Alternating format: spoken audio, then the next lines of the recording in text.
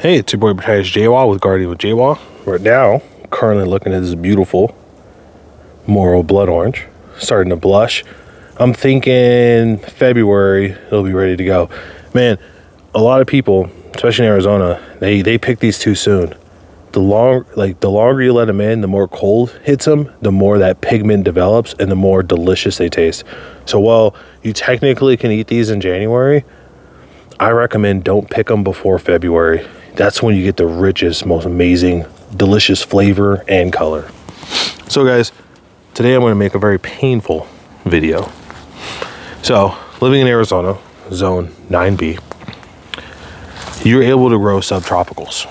Now, you might have to protect them a little bit or plant them in a certain way to protect them in the summer. And you want to cold protect them and frost protect them in the winter.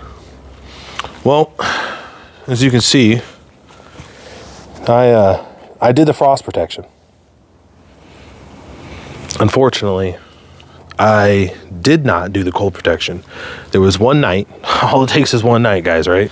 One night, and where we got down just too cold, I needed to do some cold protection. And I wasn't able to acquire some materials to do so in time by the time I realized it, because the forecast changed and I thought I was going to miss the cold. And unfortunately, when you get cold damage, you won't see it till at least 7 days after. So I kind of had to wait to see the state of the damage. So it's about a week and a half, 2 weeks out. I think it's like a week and a half, 2 weeks out from when the cold point happened. So now we can see the full extent. As you can see here, I got a tropic pink guava. Not too bad, honestly. You can see here, clearly took some cold damage. Now, luckily, I got seedlings because I don't want to deal with a graft issue, and these guys can grow up from the base, so it's a little bit more hardy. And while it took this, see, these leaves are like darker in color, but if you look, they start out lighter, but they got darker. I don't know if the cold damage did that or what, but this showed up after the cold. So I don't know what that means for these guys, because it still seems to be alive. So we'll see. But this guy is fine. A setback for sure, but not end of the world. That's the least of my problems. Let me go over to my big and beautiful baby. See if I can get up in there. Right here. Aravaipa avocado. Beautiful. Supposed to be really cold hardy. Honestly, a little bit of brown tipping, but totally fine. This guy was a champ. Super beautiful. Our cherry loquats are still blooming. See if I can catch some bees. I want to see if I can catch a bee in here. I had a bee in the earlier version, but I had to redo this because I messed up. Oh, what is this? See that? Today, that one might turn into a fruit.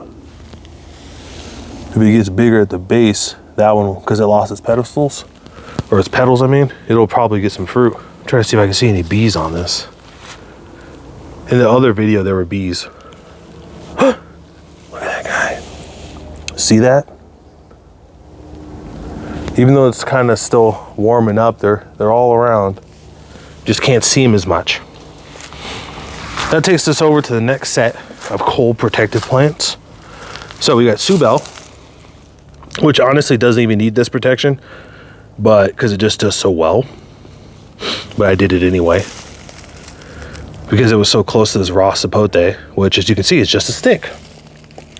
It appears to still be alive, and the dieback to be only minimal to the trunk.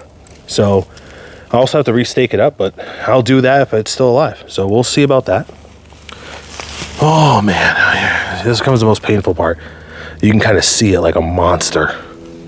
The brown leaves, it's so painful. Look at that. Oh my gosh. You see all that? Try to get in that cold frame.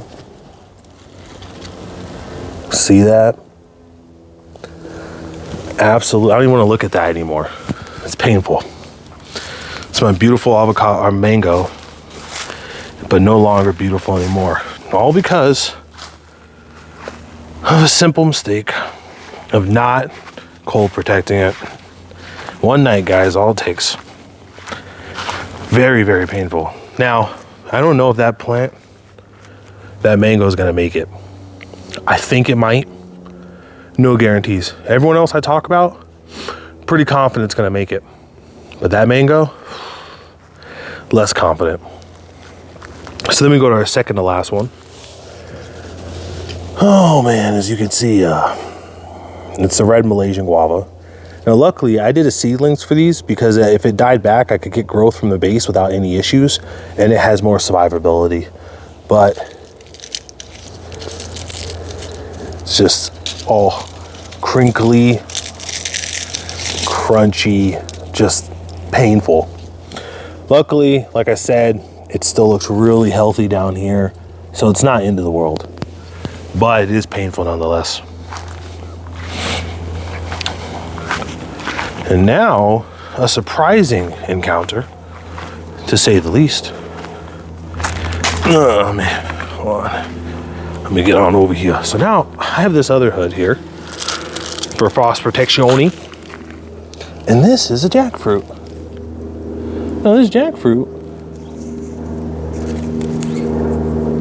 totally fine. Like, which is crazy. Totally fine. This is so tiny, I would thought this would have died because of that one night, especially after I saw the mango. But this guy just held out like a champ.